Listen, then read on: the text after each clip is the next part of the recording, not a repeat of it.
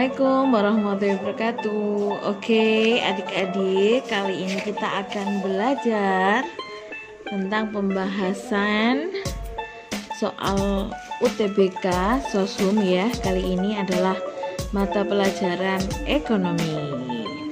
Untuk lebih jelasnya, tonton terus videonya sampai terakhir ya. Oke, kita langsung ke nomor 1 ya. Kita perhatikan soalnya dulu. Nomor 1 ini adalah ketika harga barang Rp1.000, maka jumlah barang yang ditawarkan adalah 50 unit. Sedangkan ketika harga barang turun menjadi Rp500, maka jumlah yang ditawarkan menjadi 30 unit. Maka nilai koefisien elastisitas penawaran bersifat. Oke, pertama kita tulis dulu ya. Ini berarti P1-nya adalah 1000, Q1-nya 50, dan P2-nya adalah 500, Q2-nya adalah 30. Oke, kita cari elastisitas ya. Rumusnya adalah delta Q per delta P dikalikan dengan P1 per Q1. Oke, delta Q-nya berapa? Perubahan Q yaitu 20 ya. Kemudian perubahan harganya atau delta P-nya adalah 500. Kita kalikan, P1-nya adalah 1000 dan Q1-nya adalah 50. Oke, kita akan cari, dicoret ya. Ini bisa dicoret dengan ini dengan ini. Berarti 2 kali 10 berapa? 25 kali 5, 25. Kita sederhanakan, kita bagi 5, ini ada 4, ini dibagi 5 ada 5. 4/5 itu adalah 0,8. Jadi elastisitasnya kurang dari 1 karena ini cuma 0,8. Kalau elastisitasnya kurang dari 1 itu namanya inelastis. Kalau elastis itu E-nya lebih dari 1. Gimana? Gampang kan? Oke, selanjutnya nomor 2. Biaya yang tidak perlu dikeluarkan ketika perusahaan tidak berproduksi adalah, kita tahu bahwasanya biaya produksi itu ada biaya tetap, ada biaya variabel ya. TC atau total cost itu adalah FC ditambah VC. Ini apa artinya? TC itu total cost, biaya total itu dari fixed cost, biaya tetap ditambah dengan variable cost atau biaya variabel.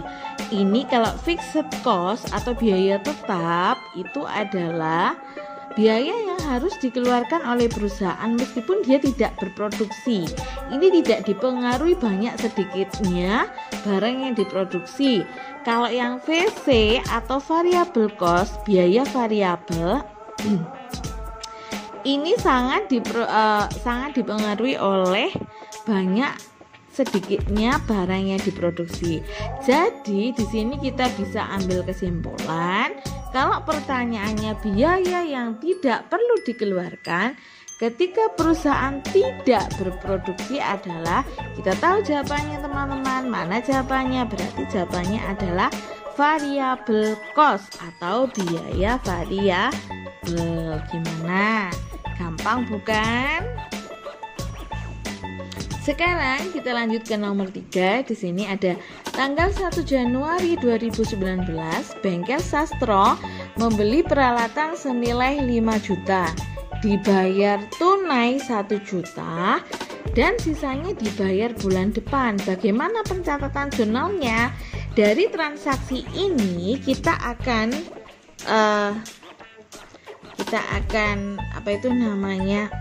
tulis dulu ya. Dari transaksi ini berarti kita beli peralatan ya. Peralatannya bertambah kan?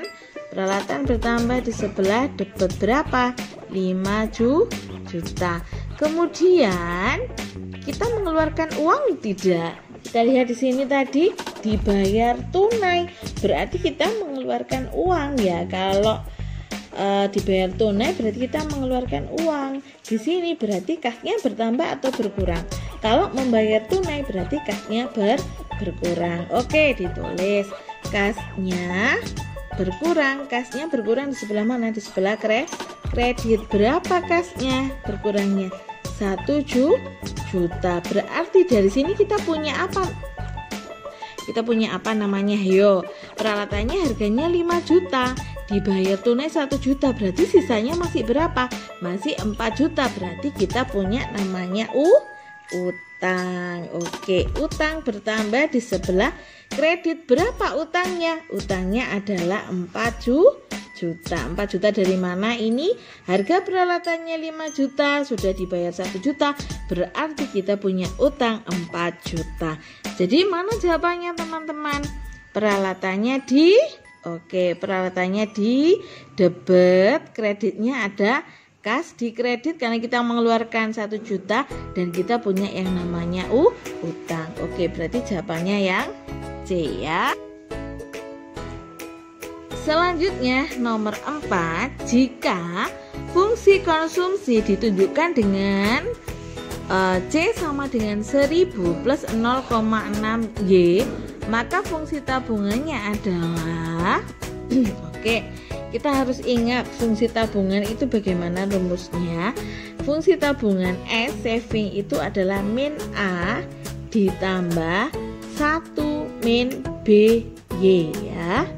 Ini dikonsumsi itu apa? 1000 ini adalah A, 0,6 ini adalah B. A ini 1000 ini apa?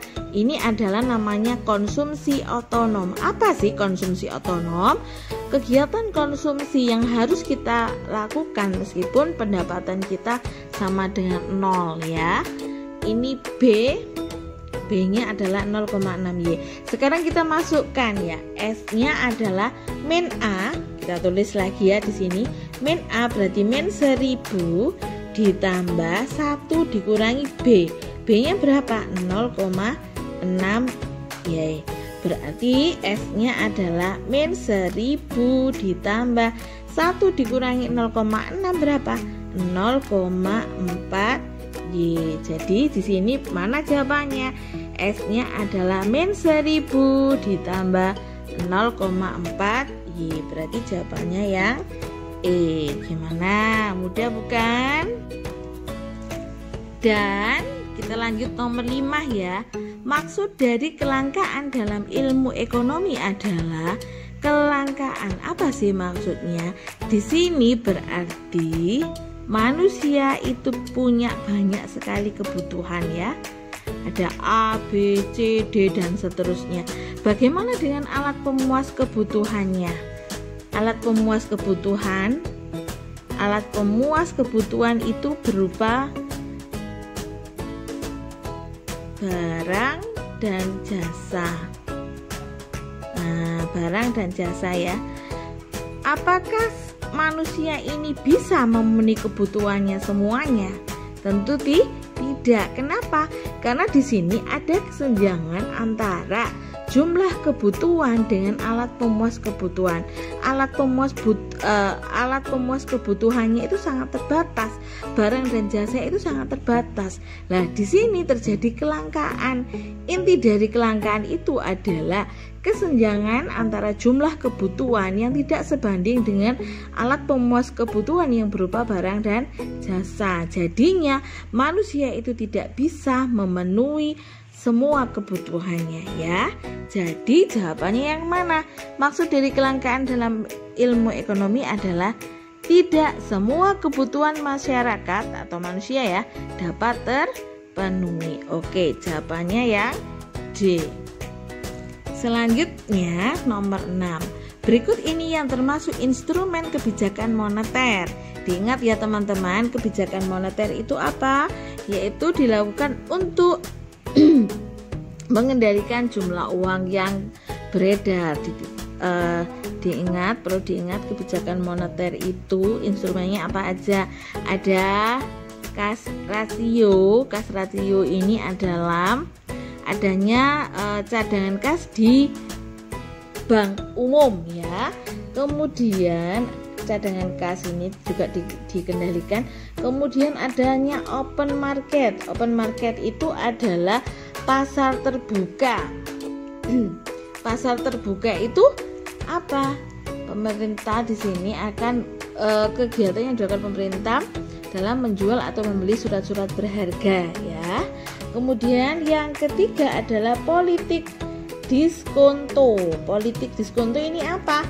Kebijakan untuk menaikkan atau menurunkan tingkat suku bunga.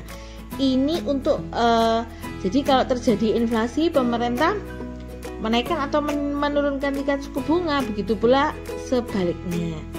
Ya.